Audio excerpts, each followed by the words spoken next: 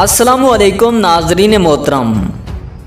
नाजरीन ग्रामी, अगर आप अर्तुगरुल गाज़ी ड्रामा सीरियल में देखते हैं तो उसके सीज़न 2 में नुयान की एंट्री होती है और आखिर सीज़न 2 के एंड में नुयान अर्तुगरुल की तलवार से शिकार हो जाता है और शदीद ज़ख्मी होता है। लेकिन अर्तुगरुल और उसके साथी उसको मरा हुआ समझकर वहाँ से जल्दबाजी में अपने ज़ख्मी भाई सालिम को लेकर कबीले चले जाते हैं और फिर नुयान सीज़न 4 में फिर नमूदार होता है और अर्तुगरुल से लड़ाई जारी रखता है और सीज़न 4 के एंड तक नुयान की मौत को कहीं भी नहीं दिखाया गया।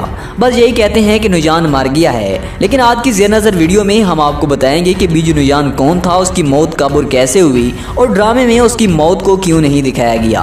आइए वीडियो में जानते हैं। लेकिन वीडियो का आगाज़ करने से कबल तमाम देखने वाले सामीन से गुजारिश है कि वीडियो को एक छोटा सा लाइक कर दें और साथ ही अगर आपने अभी तक हमारे यूट्यूब चैनल को सब्सक्राइब नहीं किया तो सब्सक्राइब करते हुए साथ मौजूदा बेल आइकन को भी दबा दें। बीजू नुयान। नाज़रीन, नुयान दरअसल चंगेज़ खान की तैयार करदा मंगोल फौज में एक ओहदे का नाम था और बीजू नुयान चंगेज़ खान का करीबी और मशहूर मंगोल कमांडर था। नुयान का ताल्लुक मंगोलों के बासूद कबीले से था और वह मशहूर मंगोल जंगजू जेबिकार का रिश्तेदार था और बीजू नुयान को मंगोल फौज में शमूलियत उसके वालिद से विरासत में मिली थी जो मंगन कमांडर थे। बीजू नुयान को चंगेज़ खान के बेटे उक्ताई खान ने 1223 को फारस, जो अब मौजूदा ईरान है, जॉर्जिया और अनातोलिया के इलाके फतह करने के लिए वहाँ एक चोर मगन नामी कमांडर की जगह नया कमांडर तैनात किया था। नुयान इंतहाई जालिम और सफाक होने के साथ साथ बहुत ताकतवर मंगोल जंगजू था। नुयान ने उर्जम शहर का मुहासरा करके 1243 में सल्जोक सल्तनत के खिलाफ मशहूर ज़माना जंग लड़ी, जिसे तारीख आज भी द बैटल ऑफ कोस डैक के नाम से जानती है। इस जंग में नुयान के सिपाहियों की तादाद सल्जोक सिपाहियों की निस्बत बहुत कम थी और सल्जोक फौज को दीगर जंगजू दस्तों की भी मदद हासिल थी। फिर भी नुयान ने ये जंग न सिर्फ जीती बल्कि सल्जोक सल्तनत की धज्जियां बिखेर कर रख दी। इस तरह सल्तनत रूम मंगोलों के मतात आ गई। 1446 में नुयान ने शाम पर भी हमला किया और अब्बासी सल्तनत पर भी इराक में कई हमले किए, मगर अब्बासियों के खिलाफ नुयान को कोई खास कामयाबी हासिल ना हो सकी। नुयान ने शाम, मिस्र, फारस, अनातोलिया और उर्ज़म में बेशुमार इंसानों के खून बहाए। नुयान इंतहाई सफाक और शरपसंद तबीयत का मालिक था और वो चाहता था कि हमेशा कत्ल व गारत जारी रहे और वो हमेशा कहा करता था कि अमन सिर्फ बुज़दिलों के लिए होता है। उक्ताई खान अर्तुगरुल की बहादुरी और जांबाजी से खूब वाकिफ था और वो चाहता था कि अर्तुगरुल उसकी बैयत करे और उसके मतहत रहकर काम करे। इसलिए उसने नुयान को अर्तुगरुल को अपना महतात बनाने के लिए कई कबीले भेजा। नाज़रीन, अगर आपने ड्रामा अर्तुगरुल गाज़ी का सीज़न 2 देखा है तो आपको इसकी आगे वाली स्टोरी का तो अच्छा खासा पता होगा कि नुयान क्या क्या करता है। फिर भी हम आपको याद दिहानी के लिए खास पॉइंट दिखाते हैं और आखिर में इसका अंजाम कैसा हुआ वो भी जानते हैं। नुयान का जुल्म काई कबीले पर यूं शुरू होता है कि नुयान अर्तुगरुल को तुंगुत और उसके साथ एक बड़े मंगोल दस्ते के जरिए अर्तुगरुल को पकड़वा लेता है। तुंगुत अर्तुगरुल पर जुल्म तशद्दुद करते हुए नुयान के पास ले जाता है और नुयान अर्तुगरुल के सामने मुसलमानों को जिंदा जला देता है और फिर अर्तुगरुल को अपनी किसी मखसूस जगह पर ले जाता है जहाँ पर वो अर्तुगरुल को उक्ताई खान की बैयत करने का कहता है और मतात रहकर काम करने का कहता है। लेकिन अर्तुगरुल उसकी बातें नहीं मानता। उसके बाद नुयान अर्तुगरुल पर जुल्म सितम करना शुरू कर देता है, यहाँ तक कि वो अर्तुगरुल के हाथ में कील भी ठोंक देता है। काफ़ी जुल्म सितम सहने के बाद अर्तुगरुल किसी न किसी तरह वहाँ से भागने में कामयाब हो जाता है। उसके बाद जब नुयान वापस अपनी मखसूस जगह पर आता है, तुंगुत उसे बताता है कि अर्तुगरुल भाग गया है, तो फिर ये गुस्से में आग बगोला होता है। फिर ये दुदुर्गा कबीले से सलजान खतून को अगवा करवा लेता है और इसके बदले गंदुगदू से मोर मांगता है। जब गंदुगदू मोर ले आता है तो ये मोर लेकर गंदुगदू को मारने की कोशिश करता है, लेकिन ये अपने ही जाल में फंस जाता है और गंदुगदू इसको गिरफ्तार करके कबीले ले जाता है और वहाँ पिंजरे में बंद कर देता है। अगले दिन इसका सबके सामने सर कलम करने के लिए लाया जाता है, लेकिन जैसे ही गंदुगदू अपनी तलवार उठाता है उधर से सल्जोक रियासत का अमीर सादतीन कोपेक नमूदार हो जाता है और वो नुयान को मौत से बचा लेता है और अपने साथ लेकर चला जाता है। वो नुयान को अपने मेहमान खाने में ले जाता है और उसके साथ दोस्ताना गुफ्तगू करता है और फिर ये दोनों मिलकर दुदुर्गा और काई कबीले को काफी नुकसान पहुंचाते हैं। फिर आखिरकार जब नुयान को अमीर सादतीन कोपेक की चालें समझ में आ जाती हैं तो फिर सादतीन कोपेक नुयान के साथ नई चाल चलता है और वो नुयान के करीबी साथी तुंगुत से मिला होता है और वो तुंगुत को खुफिया तौर पर कहता है कि तुम नुयान को खत्म कर दो, उसके बाद मैं तुम्हें नुयान की जगह कमांडर बना दूंगा और बदले में तुम मेरी सुल्तान बनने में मदद करोगे। चुनाचे जब नुयान अपने ठिकाने पर पहुंचता है तो तुंगुत उस पर हमला कर देता है और उसी वक्त नुयान का साथी बाचू अपने साथ चंद सिपाही लेकर वहां पर टपक पड़ता है। इस तरह मंगोल आपस में लड़ना शुरू कर देते हैं और इसी दौरान नुयान वहां से भाग जाता है।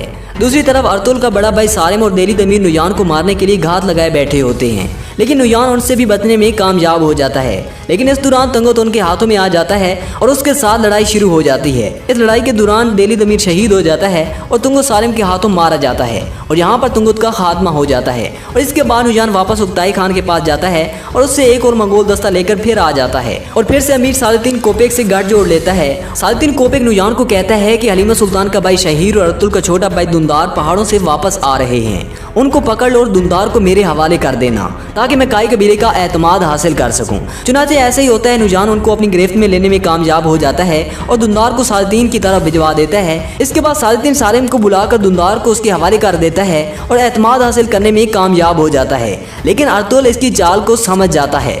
दूसरी तरफ सादुद्दीन कोपेक नुयान को कहता है कि वो शहजादे शहीर को रियासत से बगावत करने पर आमादा करें और उससे एक खत लिखवाएं कि वो सुल्तान बनना चाहता है और इस मकसद के लिए वो सुल्तान अलाउद्दीन से लड़ेगा और उससे बगावत करेगा। नुयान ऐसा ही करता है और वो शहीर से खत लिखवा लेता है। शहीर ये सब कुछ मजबूरी में करता है ताकि वो अपनी और दुंदार की जान बचा सके। लेकिन दूसरी तरफ अर्तुल का सिपाही तुर्गुत जो कि नुयान की मखसूस जगह पर पहुंच जाता है और वो उस्मान को इस जगह का अर्तुल को बताने के लिए भेज देता है और इसके बाद मंगोल तुर्गुत को चारों तरफ से घेर लेते हैं और उसे गिरफ्तार कर लेते हैं। तुर्गुत को जब नुयान के पास लाया जाता है तो उसे मारने वाला होता है, लेकिन शहीर उसे रोक लेता है और कहता है कि मैं सुल्तान बनने के बाद तुर्गुत को अपना सिपाही बनाऊंगा।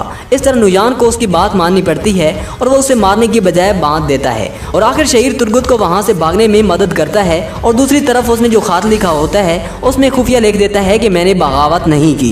इस तरह अर्तुल को पता चलता है और दूसरी तरफ उस्मान उसको नुयान का ठिकाना बताता है और अर्तुल और उसके साथी वहां से शहीर को बचा लेते हैं। इस दौरान बाचू जो ढोल बजा बजा कर सर खपाता रहता है उसकी मौत तुर्गुत के कुल्हाड़े से हो जाती है। और दूसरी तरफ तैमूर का करीबी साथी जो सादुद्दीन से मिला होता है, सादुद्दीन कोपेक उसे अपने पास बुलाता है और कहता है कि तुम तैमूर की बीवी गोगची को किसी तरह कबीले से बाहर निकालो ताकि नुयान उसको गिरफ्तार कर सके। चुनाचे वो ऐसा ही करता है और वो किसी बहाने उसे कबीले से बाहर तक ले आने में कामयाब हो जाता है जहाँ नुयान घात लगाए बैठा होता है। इस तरह नुयान उसको भी अपनी गिरफ्त में ले लेता है। जब तैमूर को इसके बारे में पता चलता है तो गोगची को छुड़वाने के लिए नुयान को ढूंढना शुरू कर देता है। आखिर वो नुयान तक पहुंच जाता है, लेकिन नुयान तैमूर के सामने गोगची का गला काट देता है और तैमूर का भी खून बहा देता है। और जब अर्तुल को इस बात का पता चलता है तो वो अपने साथियों को कहता है कि किसी तरह गद्दार बुहाद को पकड़ कर ले आए, जिसकी वजह से गोगची और तैमूर की जिंदगी चली जाती है।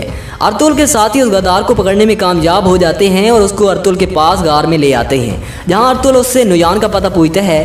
पहले तो उसका मुंह बंद ही रहता है, लेकिन कुछ मार खाने के बाद सब कुछ बता देता है। इस तरह अर्तुल नुयान के ठिकाने पर पहुंचने में कामयाब हो जाता है, जहां नुयान अपने साथी बाचू की लाश को जलाने में मसरूफ होता है। इसके बाद लड़ाई शुरू हो जाती है और नुयान के तमाम साथी मारे जाते हैं और नुयान को अर्तुल गिरफ्तार कर लेता है। दूसरी तरफ सादुद्दीन नई चाल चलता है और सालिम को कहता है कि वो हलीमा सुल्तान के भाई शहजादा शहीर को मार दे क्योंकि उसने रियासत के साथ बगावत की है। और सालिम इस बात पर रजामंद हो जाता है और कहता है कि मैं हर हाल में ये जिम्मेदारी पूरी करूंगा।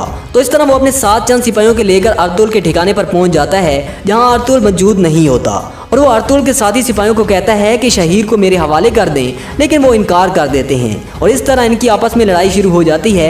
इस दौरान नुयान के करीब एक चाकू गिरता है, जिसके जरिए वो दोनों रस्सियां काटने में कामयाब हो जाते हैं और आज़ाद हो जाते हैं। इसी दौरान अर्तुल भी वहां पहुंच जाता है और वो सालिम को शहीर को मारने से रोकता है और इसी दौरान नुयान मौके का फायदा उठाते हुए अर्तुल पर हमला करता है, लेकिन अर्तुल उसको अपनी तलवार का मजा चकाता है, जिससे नुयान शदीद जख्मी हो जाता है और अर्तुल और उसके साथी समझते हैं कि नुयान मर गया है और जल्दी से अपने जख्मी भाई सालिम को लेकर वापस कबीले चले जाते हैं। और इसके बाद नुयान सीजन 4 में दोबारा नमूदार होता है और इस दफा उसके साथ उसकी बहन भी होती है। जब अर्तुल और उसके साथियों को नुयान के बारे में पता चलता है तो वो बहुत हैरान होते हैं। दूसरी तरफ नुयान अर्तुल से बदला लेने के लिए बेचैन होता है और अपनी बहन के साथ नई मनसूबाबंदी करता है और अपनी बहन को जासूसी के लिए बतौर ताजिर अर्तुल के बाजार भेज देता है और वो कई कबीले तक रसाई भी हासिल कर लेती है। और दूसरी तरफ नुयान अर्तुल और उसके साथियों पर कई बार हमले करने की कोशिश करता है, लेकिन नाकाम रहता है। आखिरकार सुल्तान गियासुद्दीन अर्तुल को बतौर एलची नुयान के साथ उकताई खान के पास भेजता है। रास्ते में उन पर कई हमले भी होते हैं, हालांकि नुयान की जान भी अर्तुल बचाता है। आखिर अर्तुल और नुयान उकताई खान तक पहुंच जाते हैं और उकताई उसको अपना मतात बनाना चाहता है, लेकिन ऐसा नहीं होता। उसी रात उकताई की मौत हो जाती है और अर्तुल नुयान के चुंगल से बच निकलता है।